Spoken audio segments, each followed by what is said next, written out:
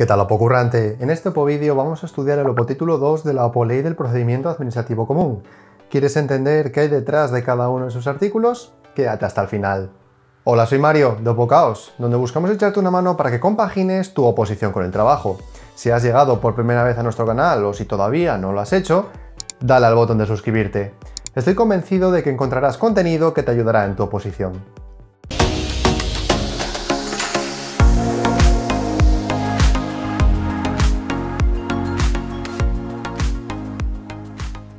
Los opovídeos se basan en nuestras opoleyes, así que si quieres seguir mejor la explicación, te sugiero que le eches un vistazo al link al opotítulo 2 que te he dejado en la descripción de este vídeo.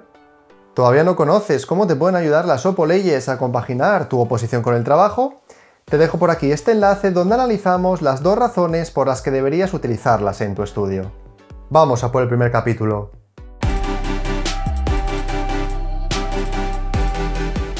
Las personas con capacidad de obrar, recuerda el artículo 3, cuando se relacionan con las administraciones públicas tienen una serie de derechos. Pues bien, en este artículo 13 vamos a ver precisamente cuáles son. En total son 8 derechos. El primero, en lo que respecta a la comunicación en sí, tenemos el derecho de llevarla a cabo a través de un punto de acceso general electrónico, es decir, podemos ponernos en contacto con la administración de forma telemática utilizando, por ejemplo, el punto de acceso general que encontramos en administracion.gov.es. El segundo, tenemos derecho a ser asistidos en el uso de medios electrónicos. Evidentemente, si tenemos algún problema no nos pueden decir apáñatelas como puedas, nos tienen que echar una mano. El tercero, por poner un ejemplo, si estamos en Cataluña, vamos a poder utilizar el catalán cuando nos relacionemos con las administraciones.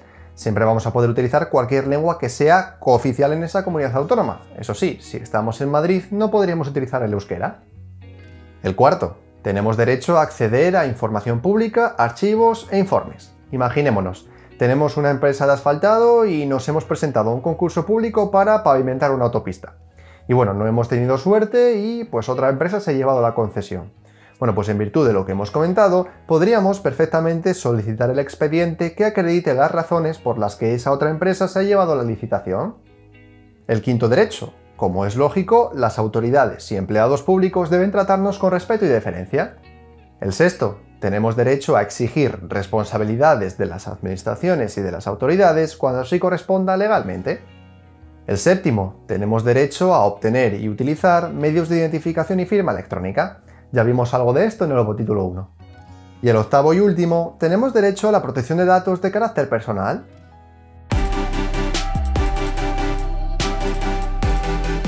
Cualquier persona física, recalco, persona física, ojo, siempre y cuando no haya una obligación expresa, puede decidir si quiere relacionarse o no con las administraciones públicas por medios electrónicos, pudiendo cambiar esta decisión en cualquier momento si así lo desea.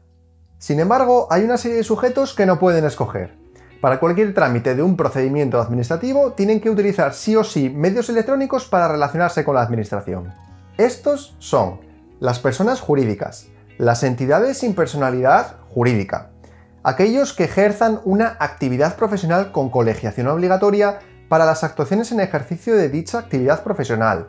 Ojo, para las actuaciones en ejercicio de dicha actividad profesional. Si fuese a título personal no estarían obligados, ya que serían personas físicas y entraría en aplicación lo que ya vimos al principio. Luego también tenemos los representantes de interesados obligados a relacionarse electrónicamente.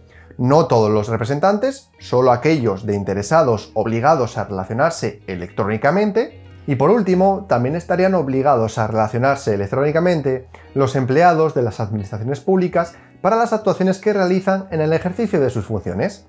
Un escenario muy similar al que ya vimos para los profesionales colegiados. Si lo hiciesen a título personal, no estarían obligados porque serían personas físicas.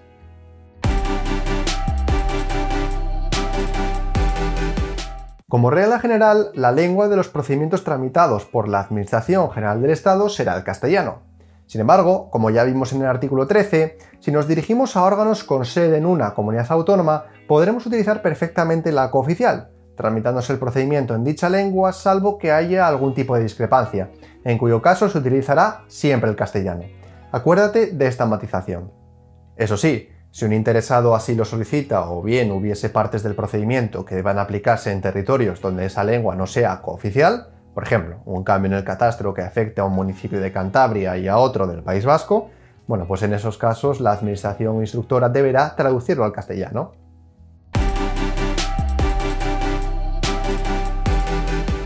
Cada administración dispondrá de un registro electrónico general donde se asentarán, se guardarán todos los documentos que se presenten o reciban. De igual modo, los organismos públicos vinculados o dependientes de las administraciones podrán disponer también de su propio registro, el cual deberá de ser plenamente interoperable con el de la administración de la que depende.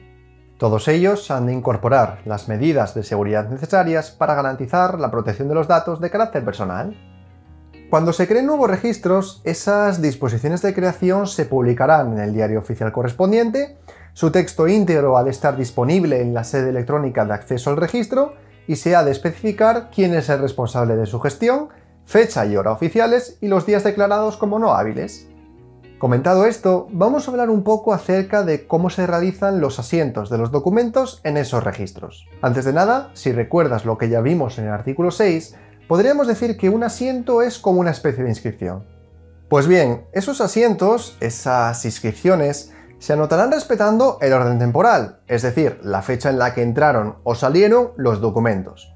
Y además, en cada uno de ellos ha de constar un número, un epígrafe que recoja su naturaleza, la fecha y hora en la que se presentó, quién es el interesado, a quién se envía, órgano administrativo remitente si procede y en su caso una referencia al documento que se registra.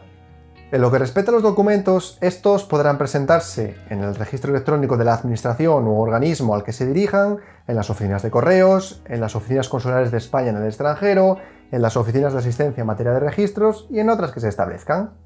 Los que se hayan presentado presencialmente deberán ser digitalizados, siempre y cuando se pueda, por la Oficina de Asistencia en materia de registros. Recuerda, por la Oficina de Asistencia en materia de registros.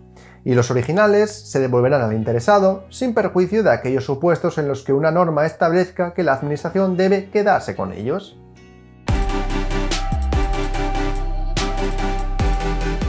Cada administración deberá mantener un archivo único de los documentos electrónicos que correspondan a procedimientos ya finalizados. Y muy importante, la eliminación de cualquiera de estos documentos debe ser autorizada. Los soportes en los que se almacenen documentos deberán contar con las medidas de seguridad necesarias para la protección de datos y asegurar la identificación de usuarios y el control de accesos.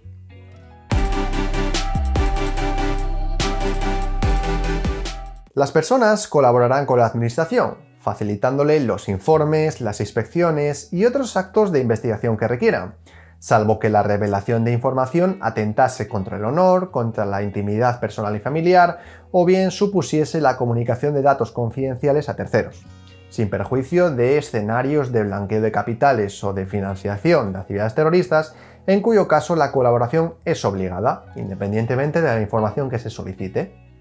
Siguiendo con esta idea de colaboración, los interesados en un procedimiento que conozcan datos que permitan identificar a otros interesados que no hayan comparecido en él, tienen el deber de proporcionárselos a la administración. Imagínate, tienes una parcela y resulta que el propietario del terreno de al lado quiere hacer un cambio en el catastro para quitarte unos cuantos metros. Y tú te das cuenta de que ese cambio no solo te va a afectar a ti, que ya estás en el procedimiento, sino también a otro vecino del cual conoces sus datos pero que no está en ese procedimiento. Bueno, pues tú le darías esos datos a la administración.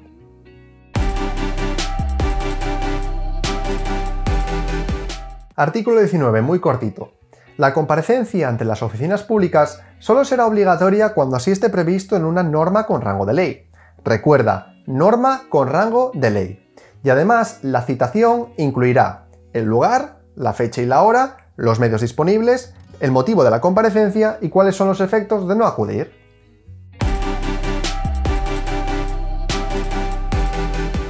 El artículo 20 es muy sencillo. Básicamente nos viene a decir que el personal al servicio de las administraciones públicas que tuviese a su cargo la gestión de los asuntos será responsable de su tramitación, de facilitar el ejercicio de los derechos de los interesados y de respetar sus intereses legítimos, adoptando en todo momento las medidas que sean necesarias para ello. Y como es lógico, los interesados podemos exigir esa responsabilidad a la administración pública correspondiente.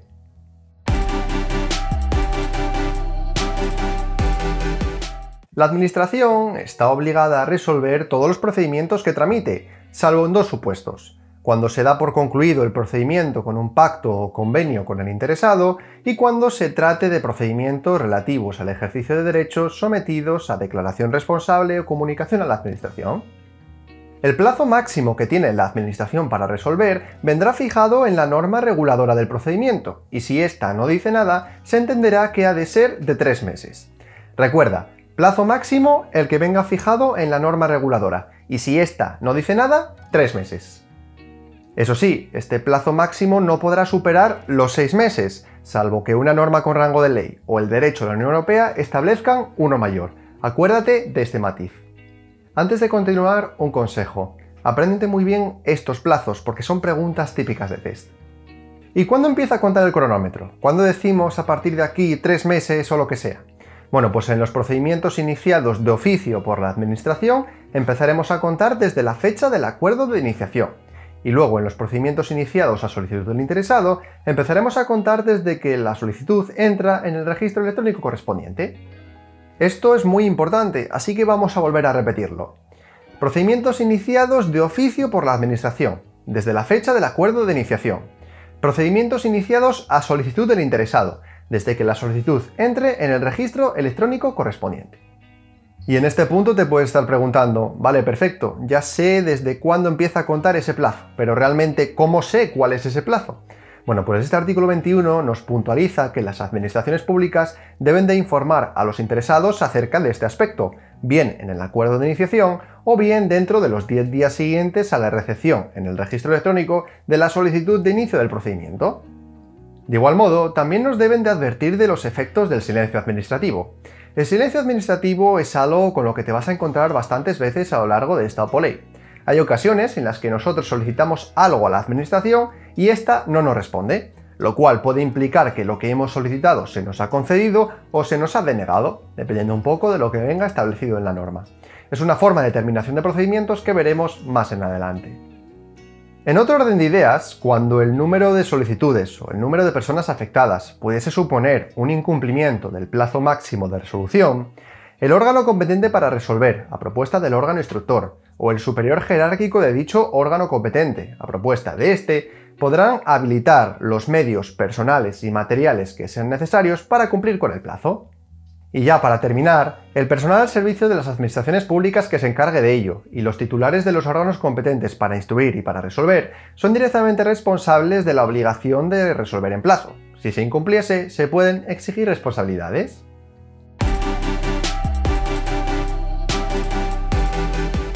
Hay 7 casos en los que la Administración puede suspender el plazo máximo para resolver, puede parar el cronómetro, por así decirlo. No está obligada, pero puede hacerlo. Vamos a ver en detalle cada uno de ellos. El primer caso, cuando se requiere a un interesado para que subsane deficiencias o aporte documentos. En este escenario, el plazo se suspendería por el tiempo que transcurre desde que el interesado recibe ese requerimiento hasta que cumple con lo solicitado o bien transcurre el plazo que se haya establecido. Por ejemplo, imagínate, se abre un periodo de ayudas y tú decides presentar una solicitud. Y bueno, se te ha olvidado adjuntar un documento. La Administración te dice, oye mira, se te ha olvidado adjuntar este documento, tienes que dármelo en un plazo de 10 días. Bueno, pues el plazo máximo para resolver se suspendería hasta que tú aportes ese documento o bien hasta que pasen esos 10 días, en cuyo caso se entendería que tú renuncias a esa solicitud. El segundo, cuando un órgano de la Unión Europea deba pronunciarse previamente. En este caso, el plazo se suspendería por el tiempo que medie entre la petición y la notificación del pronunciamiento de esa institución europea a la administración instructora.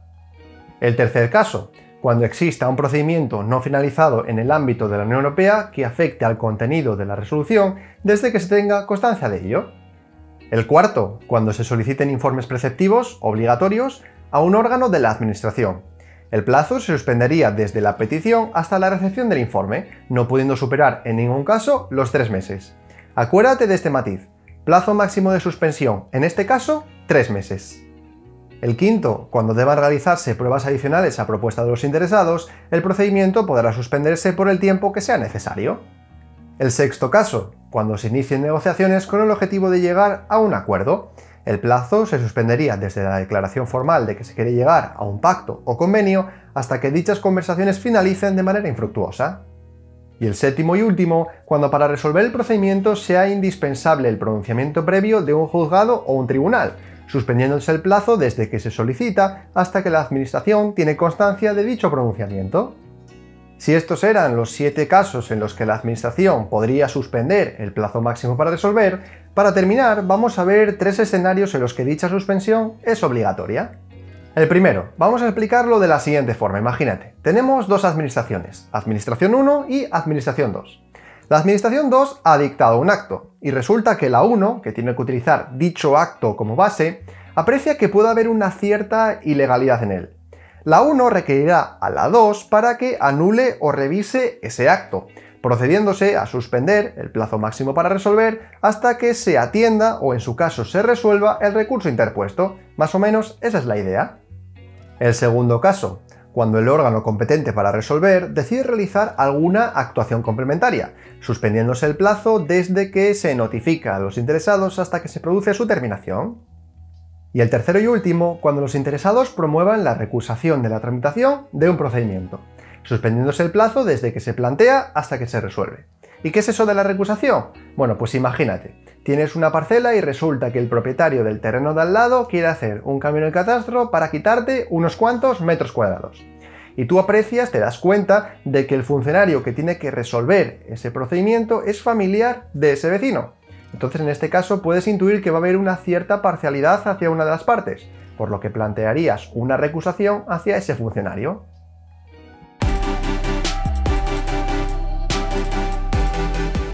Si recuerdas, al final del artículo 21 vimos que cuando hubiese riesgo de incumplir el plazo máximo de resolución, los órganos competentes para resolver se encargarían de habilitar los medios necesarios para garantizar su cumplimiento. Pues bien, si esos medios se agotan, esos mismos órganos podrán acordar, de manera motivada y excepcional, la ampliación del plazo, no pudiendo exceder en ningún caso lo establecido para la tramitación del procedimiento. Ese sería un poco el límite. Y recuerda, contra este acuerdo de ampliación no cabe recurso alguno.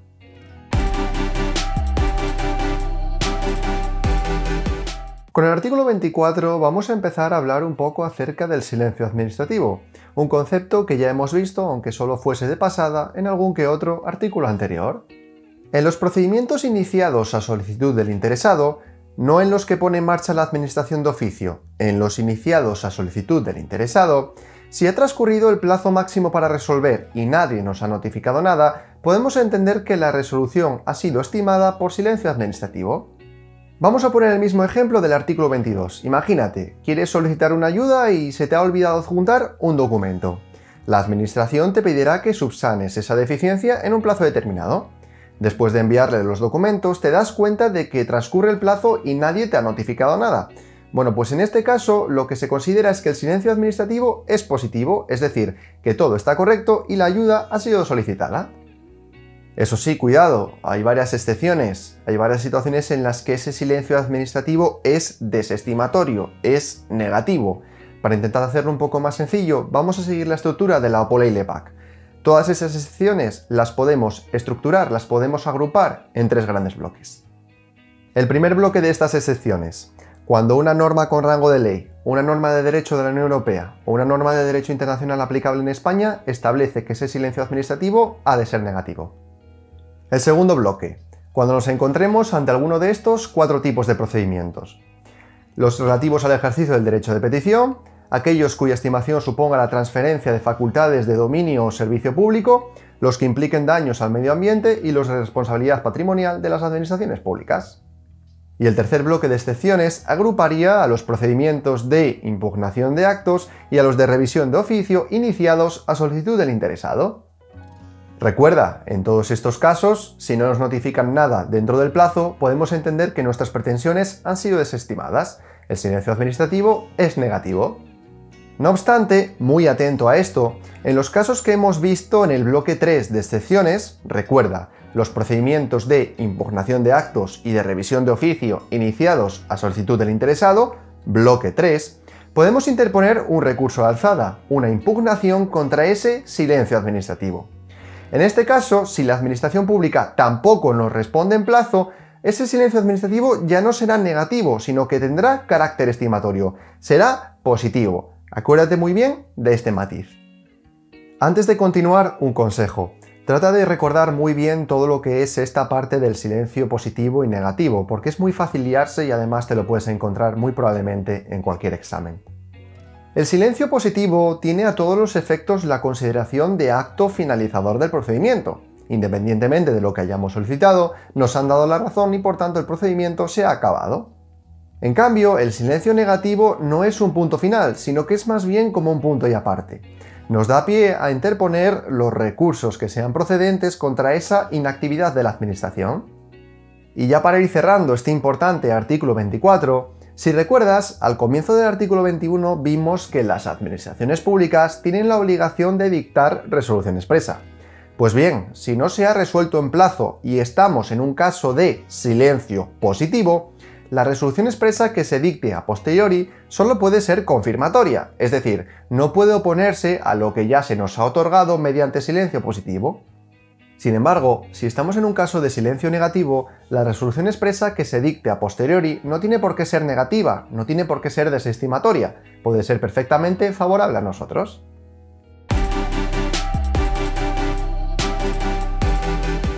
En el artículo anterior vimos que el concepto de silencio administrativo se aplicaba a los procedimientos iniciados a solicitud del interesado. Pues bien, ¿qué sucede en esos procedimientos iniciados de oficio por la Administración? Bueno, pues vamos a ver lo que nos dice el artículo 25 al respecto. En los procedimientos iniciados de oficio, la finalización del plazo máximo establecido sin que se haya dictado y notificado resolución expresa no exime a la Administración de su obligación legal de hacerlo, tiene que resolver.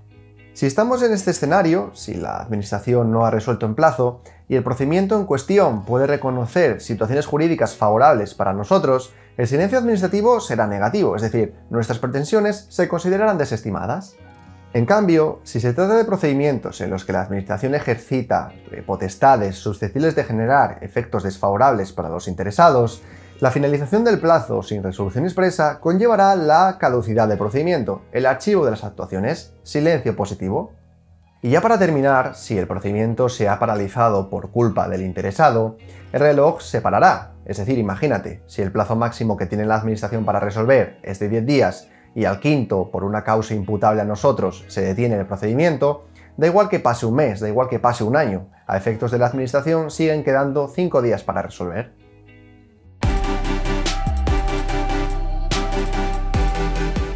Antes de nada, aclarar un concepto. Cuando hablamos de documentos públicos administrativos, nos estamos refiriendo a aquellos válidamente emitidos por los órganos de las administraciones públicas. Estos documentos deberán ser emitidos a través de medios electrónicos, salvo que su naturaleza requiera de otra forma. Como seguramente ya te habrás dado cuenta, en esta OPOLEI del procedimiento administrativo común se busca reducir al mínimo el uso del papel físico. ¿Y qué debe de tener un documento electrónico administrativo para ser considerado como válido? Bueno, pues debe de contener información de cualquier naturaleza que lo diferencie de otros, debe de disponer de datos de identificación propios y debe de incorporar la fecha en la que se emitió, los metadatos mínimos exigidos y las firmas electrónicas que correspondan. Un inciso, los metadatos, por si no tienes demasiados conocimientos de informática, es básicamente información que se asocia a un documento electrónico y que no tiene nada que ver con su contenido. Por ejemplo, tú, si tomas una fotografía con tu teléfono móvil, esa imagen tendrá asociada unos metadatos, que contendrán información como dónde se tomó esa foto, la fecha en la que se tomó, datos relativos a la cámara, etc. Si se cumplen todos los requisitos que hemos comentado y además se hace llegar ese documento a través de medios electrónicos a un tercero, a nosotros por ejemplo, pues ya estaríamos ante un documento electrónico administrativo válido. Por último, muy importante esto, hay documentos como pueden ser los de carácter meramente informativo emitidos por las administraciones públicas o los que formen parte de un expediente administrativo que no requieren de firma electrónica. Eso sí, hay que identificar cuál es su origen, hay que saber de qué administración provienen.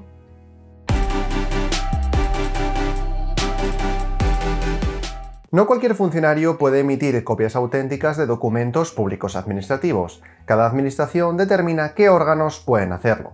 Y además, se ha de mantener actualizado un registro donde consten los funcionarios habilitados para expedirlas. Importante, las copias auténticas realizadas por una administración pública tendrán validez en las restantes administraciones. En ellas ha de figurar la identidad del órgano que ha realizado dicha copia y su contenido, y su validez y eficacia es la misma que las de los documentos originales. Por otra parte, las copias electrónicas de documentos en soporte electrónico, susceptible de digitalización, como puede ser el papel, requerirán que el documento original sea previamente digitalizado. Por ejemplo, cogemos el papel y lo escaneamos, eso sería digitalizar, y luego se han de incluir los metadatos que permitan acreditar que dicha digitalización es una copia. En lo que respecta a las copias en papel de documentos electrónicos, en ellas ha de figurar su condición de copia y un código que permita verificar su autenticidad. Por último, las copias físicas de un documento electrónico en papel se proporcionarán mediante una copia auténtica en papel del documento electrónico o bien mediante una puesta de manifiesto electrónica que contenga la copia auténtica, es decir, o te lo dan en mano o te dicen que accedas a la sede electrónica para descargarlo. Y ya para cerrar este artículo 27, podemos solicitar en cualquier momento la expedición de copias auténticas. Esa solicitud la dirigiremos al órgano que emitió el documento original, el cual deberá de remitírnosla en el plazo de 15 días a contar desde la recepción de la solicitud en el registro electrónico correspondiente. Hay alguna que otra excepción derivada de la Ley 19/2013, pero bueno, quédate sobre todo con ese plazo de 15 días.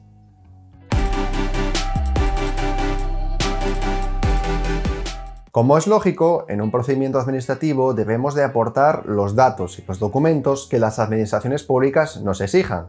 Si, por ejemplo, vamos a pedir una beca y el requisito es que adjuntemos nuestras calificaciones, pues no tendría demasiado sentido que nos neguemos. De igual modo, si consideramos que hay otros documentos que pueden ser relevantes para el procedimiento, podemos aportarlos sin ningún problema. Si se da el caso de que se nos exige algún documento que ya está en poder de la administración, porque por ejemplo lo hayamos aportado en otro órgano, pues en ese caso podemos no volver a entregarlo, tenemos derecho a no aportarlo. Eso sí, tenemos que decir cuándo y dónde lo presentamos. Y si por alguna razón ese documento no se pudiese recuperar, pues en ese caso sí, la administración pública podría exigir que lo volvamos a entregar. Acuérdate de este matiz. Indirectamente, siempre vamos a dar nuestro consentimiento a la administración actuante para que vaya a cualquier otra administración a consultar aquellos documentos que no estén en su poder. Eso sí, podemos oponernos, podemos impedir que se haga, siempre y cuando no estemos en procedimientos de naturaleza sancionadora o de inspección.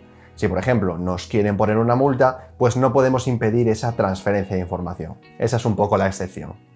Y ya para cerrar este primer capítulo del Título 2, las administraciones públicas no nos exigirán la presentación de documentos originales, salvo que la normativa reguladora establezca lo contrario. En ese caso, si los documentos originales están en formato papel, tenemos que realizar una copia auténtica antes de presentarlos por vía electrónica.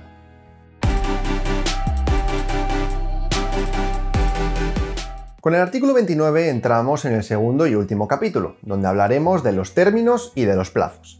Estos términos y plazos obligan a las autoridades, al personal al servicio de las administraciones públicas competentes y a los interesados.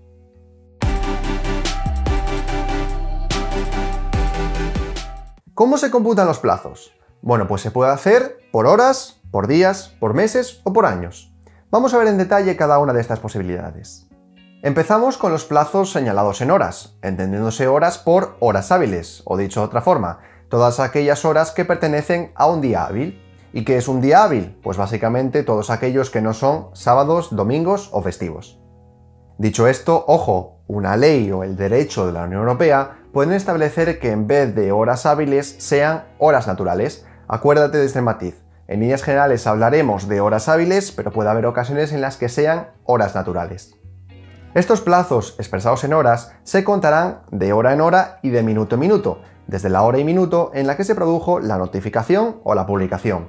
No hay saltos, por así decirlo. Si se nos notifica, por ejemplo, a las 7 de la tarde, a las 12 de la noche no se para el reloj. Se sigue contando, a no ser que entremos en un sábado, en un domingo, en un festivo, en cuyo caso sí, habría que esperar al día hábil siguiente para reanudar el cómputo.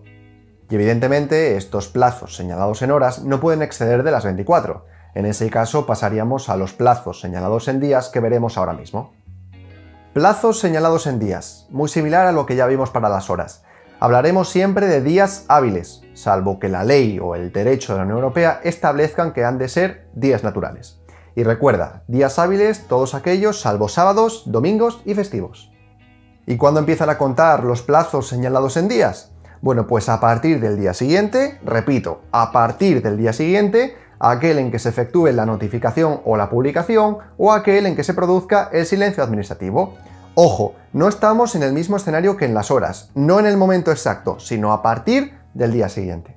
Y por último, vamos a hablar de los plazos señalados en meses o años. Estos plazos comenzarán exactamente igual que lo que ya vimos para los días, es decir, a partir del día siguiente, aquel en que se efectúe la notificación o la publicación o aquel en que se produzca el silencio administrativo.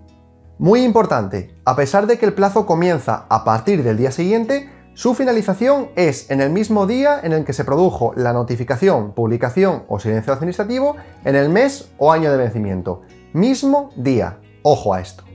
Imagínate, te llega la notificación el 15 de enero y te dan 2 meses de plazo. ¿Cuándo comienza el plazo? Pues al día siguiente, el 16 de enero.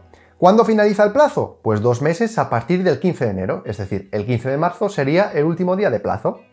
¿Y qué pasaría si en el mes de vencimiento no hubiera día equivalente? Por ejemplo, nos llega la solicitud el 30 de enero y nos dan un plazo de un mes. El plazo acabaría el 30 de febrero, ese día no existe. Bueno, pues en ese caso nos tendríamos que ir al último día de febrero, que sería el 28 o el 29, dependiendo de si es un año bisiesto o no. Y ya para enrevesarlo aún más, imagínate que ese 28 o 29 cae en fin de semana, cae en un día no hábil. Bueno, pues en ese caso nos tendríamos que ir al siguiente día hábil, ya en marzo. Una puntualización acerca de los días hábiles. ¿Qué pasaría si, por ejemplo, en tu municipio es festivo y luego en la sede del órgano administrativo correspondiente no, o viceversa? Bueno, pues que a todos los efectos se va a considerar ese día como no hábil. Y finalmente, la Administración General del Estado y las administraciones autonómicas establecerán el calendario de los días no hábiles a efectos del cómputo de plazos, el cual deberá de publicarse a principios de año en el diario oficial que corresponda.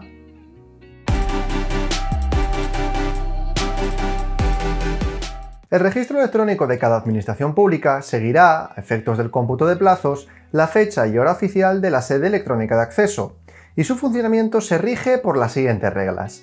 La primera, se permitirá la presentación de documentos todos los días del año durante las 24 horas. La segunda regla, si tú presentas un documento en un día no hábil, a efectos del registro es como si lo hubieses presentado en la primera hora del primer día hábil siguiente, salvo que una norma establezca expresamente que esa presentación pueda realizarse en día no hábil. Por ejemplo, tú si presentas un documento el 25 de diciembre, el día de Navidad, a efectos del registro es como si lo hubieses presentado a las 0 horas del 26 de diciembre. La tercera, los documentos presentados en un día no hábil se reputarán anteriores a los presentados en un día hábil, es decir, aunque la segunda regla nos indicase que los documentos presentados en un día no hábil a efectos del registro se considerarán como presentados al siguiente día hábil, lo mejor es presentarlos cuanto antes. Y la cuarta y última regla, el inicio del cómputo de los plazos que hayan de cumplir las administraciones públicas vendrá determinado por la fecha y hora de presentación en el registro electrónico.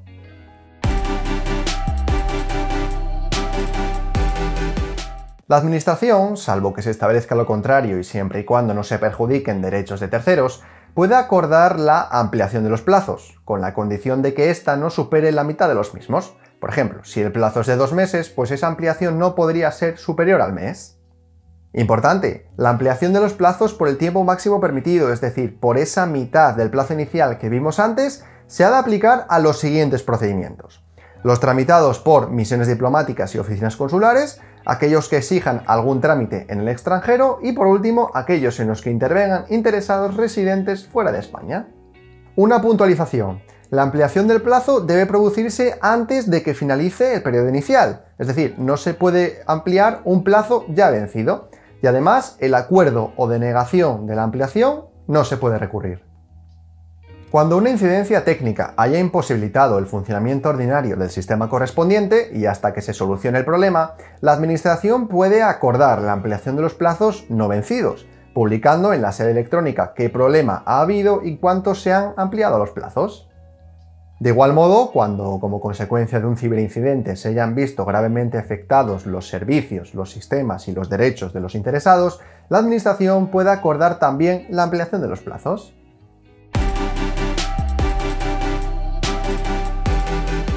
Y ya para dar por concluido este largo podtítulo 2, vamos a ver la tramitación de urgencia. Cuando razones de interés público lo aconsejen, se podrá acordar la aplicación al procedimiento de la tramitación de urgencia, que supondrá la reducción de todos los plazos a la mitad, salvo aquellos relativos a la presentación de solicitudes y recursos. Repito, tramitación de urgencia, reducción de los plazos a la mitad, salvo los de solicitudes y recursos.